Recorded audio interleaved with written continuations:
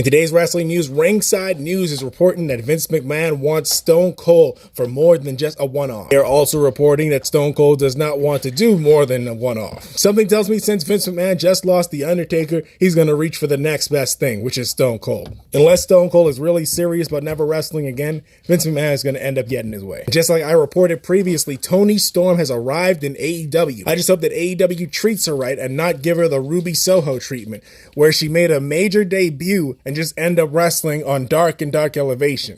There's nothing wrong with wrestling on Dark and Dark Elevation to build up your win count, but Ruby Soho is a star. She should have been challenging for the title multiple times over. And John Cena did an interview saying he loves what Max Caster does. Cena said that when he first heard Max Caster, he asked a buddy of him to get Caster's information, and he's been listening to his music ever since. Cena also stated that Max Caster was better than he ever was. Obviously. In my opinion, Cena was pretty terrible. I hated his rapping face. Next, Seth Rollins was on the Sports Media podcast where he called AEW talent lowbrow for constantly mentioning WWE. He's being so hypocritical because when AEW first started, he would not hesitate to mention AEW, even going as far as having a back and forth with AEW talent on Twitter. Now, I think this is just a work. I think he's trying to build heat for himself so when Cody comes in, he actually gets a bigger chair.